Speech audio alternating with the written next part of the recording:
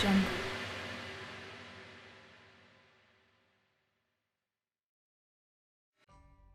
अस्सलाम वालेकुम प्यारे दोस्तों, जुल्फी नॉलेज लैंड वर्ल्ड में खुश आमदीद। सुल्तान सलाहुद्दीन अय्यूबी रहमतुल्लाह अलैह। ये अलमनाक वाक़या सुनकर सैनिक बर्नार्ड का सुर्ख व सफेद चेहरा अजियत और गर्व के गुबार से हल्का स्याही माइल नजर आने लगा था। मैं एक नातवा राहिब अपने कौम के किस काम आ सकता हूँ? सैनिक बर्नार्ड एक जज्बाती इंसान था। सलीबियों की हलाकत और बर्बादी की खबर सुनकर इसकी आंखों से नमी छलकने लगी थी। अब आप ही सलीब मुकद्दस को मुसलमानों की यलगार से महफूज रख सकते हैं? तीसरे ईसाई दानिशमंद ने पुरसोज लहजे में कहा।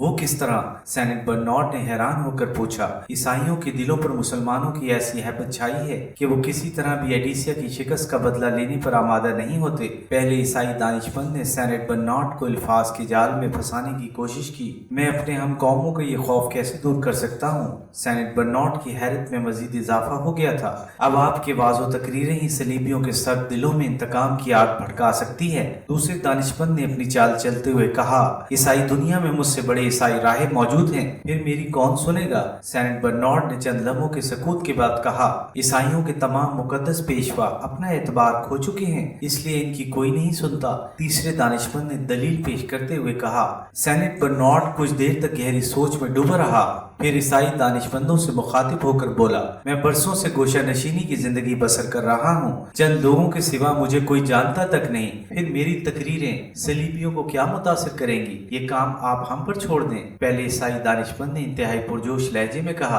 अनकरीब पूरी ईसाई दुनिया आपके रूहानी मुकाम को पहचान लेगी। बस एक इल्तिजा है कि आप खामोशी के साथ हमारी हदायत पर अमल करते रहें। ईसाई दानिशमंदों ने कुछ ऐसी दिलफरेब चालें चली थी कि सैनिक बर्नार्ड के दिल में नमूदो नुमाइश के जज्बे ने दोबारा करवट ली और वो गार की एक नीम तारीख गोशे में बैठकर ईसाई दुनिया की रूहानी क़यादत के ख्वाब देखने लगा। फिर वो तीनों ईसाई दानिशमंद गार से निकलकर फ्रांस के चंद अमीर लोगों से मिले और इन्हें अपने मंसूबे की तफसीलात बताई। सलीब के तहफ़्फ़ुज़ की खातिर फ्रांसीसी उमरा ने ईसाई दानिशमंदों को अपनी मुकम्मल हिमायत का यकीन दिला दिया। फिर चंद रोज बाद ही फ्रांस के मशहूर शहर वेजली के गली कूचों में ये खबरें बड़ी तेजी से गर्दिश करने लगी कि सैनिक बर्नार्ड एक खुदा रसीदा बुजुर्ग हैं और इन पर यसू मसीह की रहमतें बराह रास्त नाजिल होती हैं। जाहिल और कमजोर अकीदे के ईसाई बहुत जल्द इन खबरों से मुतासिर हो गए और गार से बाहर लोगों का हजूम रहने लगा। इस हजूम में गुर्बत और अफलास ज़दा ईसाई भी शामिल थे और बीमार और नाकारा भी। ईसाई दानिशमंदों को वेजली की उम्रा की दरपर्दा हिमायत हासिल थी, इसलिए बड़े मुनज़्ज़म तरीके से मंसूबा साजी की गई थी। सैनिक बर्नार्ड जिस गार में 15 साल से मुकीम था वो एक वीरान इलाके में वाक़ था। ईसाई दानिशमंदों ने वेजली की उम्रा के ताउन से 7 ताकतवर महाफिज गार के दरवाजे पर खड़े कर दिए थे और इनके बारे में मशहूर था कि वो सैनिक बर्नार्ड के खिदमतगार हैं, जिनकी इजाजत के बगैर कोई शख्स गार के अंदर नहीं जा सकता। फिर जब रात का अंधेरा फैल जाता था तो ईसाई दानिशमंद अपनी मर्जी के चंद आदमी गार में दाखिल कर देते थे। दूसरे दिन जब सूरज के उजाले में जरूरतमंदों की भीड़ जमा हो जाती थी तो अचानक एक शख्स चीखता हुआ गार से बरामद होता था। सैनिक बर्नार्ड ने मुझे आंखें बख्श दी, मैं पैदाइशी अंधा था। दूसरा शख्स ये नारा लगाता हुआ निकलता था। सैनिक बर्नार्ड ने मुझे ताकत रफ्तार अता कर दी, मैं बरसों से अपाहज था। गर्ज मुख्तसर से वक्त में ये बात मशहूर हो गई कि सैनिक बर्नार्ड एक बाकरामत वली हैं। उनकी रूहानी ताकत से अंधों की आंखें रोशन हो जाती हैं, बहरे सुनने लगते हैं और लूले लंगड़े दौड़ने लगते हैं। ईसाई दानिशमंदों का मंसूबा जबरदस्त कामयाबी से हमकिनार हो चुका था और फ्रांस के लोगों ने सैनिक बर्नार्ड की रूहानी अजमत को दिल से तस्लीम कर लिया था। फिर सैनिक बर्नार्ड की शोहरत इस कदर आम हुई कि एक दिन शहंशाह फ्रांस लुइस हफ्तन भी उसके दीदार को हाजिर हुआ।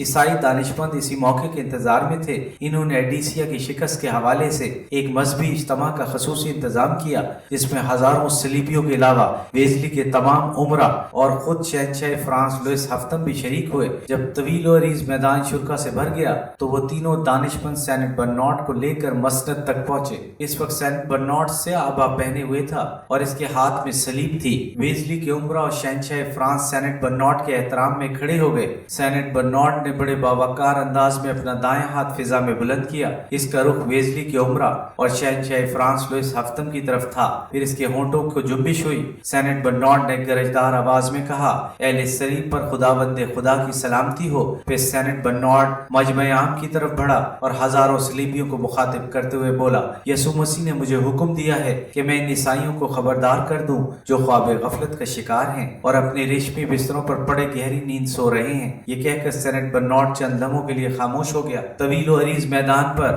कब्रिस्तान जैसा सन्नाटा छाया हुआ था। फिर सेनेट बर्नार्ड ने इस सकूत को तोड़ते हुए कहा, इस वक्त सबसे बड़ी इबादत यह है कि अर्ज़ मशरिक के ईसाइयों की मदद दिलो जान से की जाए। अगर सलीब के नाम लेवा इस वक्त अपने घरों से ना निकले तो वो अनकरीब यरूशलेम को भी गवा बैठेंगे। फिर क्या बाकी बचेगा? सिर्फ मुकद्दस बाप का कहर और मुकद्दस बेटे की नफरत। तुम्हारे लिए कहीं कोई जाए पना नहीं होगी, ना इस दुनिया में और ना उस दुनिया में। सेनेट बर्नार्ड की जज्बाती तकरीर ने ईसाइयों को झंझोड़ कर रख दिया। वो चीखे मार कर रोने लगे। अभी सेनेट बर्नार्ड की तकरीर मुकम्मल नहीं हुई थी कि शहंशाह फ्रांस ने उसके हाथ से सलीब ले ली और पूरी ताकत से चीखते हुए कहा, मैं सलीब की कसम खाता हूँ कि अमादुद्दीन जंगी के दोनों बेटों सैफुद्दीन और नूरुद्दीन से एडिसिया की शिकस्त का शदीद इंतकाम लूंगा। उधर दूसरी सलीबी जंग की तैयारी पूरे जोर शोर के साथ हो रही थी और इधर सुल्तान नूरुद्दीन जंगी के दरबार में एक ऐसा तकलीफ दे वाक़या पेश आया कि जिसने पूरे शहर को हिला कर रख दिया। एक दिन सुल्तान का दरबार आरास्ता था कि 16-17 साल की एक हसीन और जमील लड़की 2 महाफिज सिपाहियों के साथ ज़ारो कतार रोती हुई दाखिल हुई और तख्त के करीब पहुंचकर फरियाद करने लगी, सुल्तान आदिल मुझे इंसाफ चाहिए। लड़की के आंसू और दर्दनाक लहजे ने सुल्तान नूरुद्दीन जंगी को मुस्तरब कर दिया। ए कौम की बेटी, तेरे साथ क्या जुल्म हुआ है, बयान कर। सुल्तान आदिल, मैं जालिम का नाम लेते हुए डरती हूँ। अचानक लड़की के चेहरे पर खौफ के साए लरजने लगे थे। मेरा मुजरिम आपके दरबार का एक बाअसर शख्स है। मुझे अंदेशा है कि कहीं ये कुर्बत और रसाई आपके इंसाफ में खलल न डाल दे। लड़की की बेबकाना गुफ्तगू सुनकर दरबार में बैठे हुए उमरा भी परेशान नजर आने लगे थे, क्योंकि आज तक किसी सवाली ने इस तरह सुल्तान को मुखातिब नहीं किया था। दरबारियों का ख्याल था कि सुल्तान बरहम हो जाएंगे, लेकिन सुल्तान नूरुद्दीन जंगी ने बेमिसाल ज़ब्त व तहम्मुल का मुजाहिरा करते हुए लड़की से कहा, मेरे सरदार अमीरुल मोमिनीन हजरत अबू बकर सिद्दीक रज़ियल्लाहु ताला अन्हु फरमाया करते थे, तुम्हारा कमजोर शख्स मेरे नजदीक कवि है जब तक मैं इसे इसका हक ना दिला दूं, और तुम्हारा कवि आदमी मेरे नजदीक कमजोर है जब तक इसके जिम्मे जो हक है वो इससे ना ले लूं। मैं भी अमीरुल मोमिनीन के इसी कौले मुबारक पर अमल पैरा होने की कोशिश करता हूँ। अगर अल्लाह ने मुझे तौफीक बख्शी तो मैं तुम्हें तुम्हारा हक दिला कर रहूंगा, चाहे वो दावा मेरे किसी करीब तरीन अजीज के खिलाफ ही क्यों ना हो। जब लड़की को पूरी तरह इत्मीनान हो गया तो वो दरबारी उमरा की कतार की तरफ बढ़ी। थोड़ी देर के लिए हर अमीर को अपने दिल की धड़कनें रुकती हुई महसूस होने लगी। लड़की चंद कदम आगे बढ़कर सुल्तान के सिपह सलार नजमुद्दीन अय्यूब के सामने ठहर गई। पूरे दरबार पर सन्नाटा छा गया और नजमुद्दीन अय्यूब की हालत गैर होने लगी। उसे सख्ता सा हो गया था। सलार नजमुद्दीन अय्यूब के बेटे यूसुफ ने मेरे साथ ऐसी शर्मनाक ज्यादती की है कि जिसे बयान करने का मुझ में हौसला नहीं है। ये कहकर लड़की ने अपना मुंह छुपा लिया और सिसक सिसक कर रोने लगी। लड़की के इस इंकशाफ ने अहले दरबार पर सख्ता तारी कर दिया था और नजमुद्दीन अय्यूब को तो यूं महसूस हुआ जैसे अर्ज़ शाम शदीद जल्जले की लपेट में है। शहर की तमाम इमारतें और घर इस जल्जले से महफूज हैं, लेकिन इसका अपना वजूद हजारों मन मिट्टी के नीचे दफन हो चुका है। यही हाल असदुद्दीन शेरको का था। इसकी आंखों के सामने चंद लम्हों के लिए गहरी तारीकी छा गई थी। दोनों भाई वहशत ज़दा अंदाज में इस हसीन और जमील लड़की की तरफ देख रहे थे जो यूसुफ सलाहुद्दीन की बेराहरवी पर सुल्तान नूरुद्दीन महमूद जंगी से सरे दरबार इंसाफ मांगने आई थी। नजमुद्दीन अय्यूब ने पहले सुल्तान की तरफ और फिर उमराए दरबार की जानिब देखा। जाबाज सिपह सलार को यूं महसूस हुआ कि हर आंख में इसके लिए लानत और मलामत का गहरा रंग छलक रहा है। अभी नजमुद्दीन अय्यूब ज़हनी और कल्बी अजियत में मुब्तला था कि सुल्तान नूरुद्दीन जंगी की पुरजलाल आवाज दरबार में गूंजी,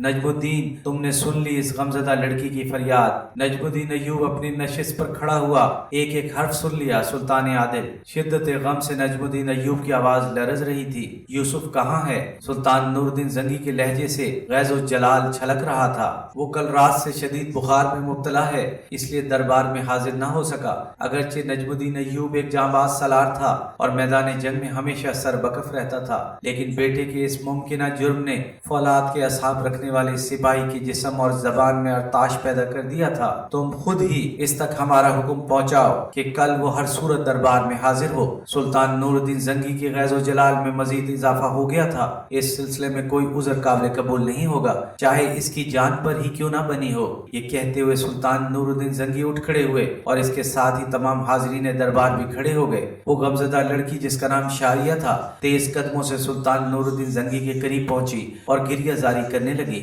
सुल्तान आदिल, मैं भरे दरबार में अपनी रुदाद गम बयान नहीं कर सकूंगी। लड़की, हमें भी इस बात से शर्म आती है कि दुख्तरे कौम नाम महरमों के सामने अपनी दास्तान अलम बयान करे। शारिया से खिताब करते वक्त सुल्तान नूरुद्दीन जंगी के लहजे से उदासी छलकने लगी थी। हम तुम्हें खिलफत फराम करेंगे कि तुम अपने दिल की बात कह सको और अदालत के तकाजे पूरे हो सके। इसके साथ ही दरबार बर्खास्त हो गया। एपिसोड 10 इख्तिताम पजीर हुई।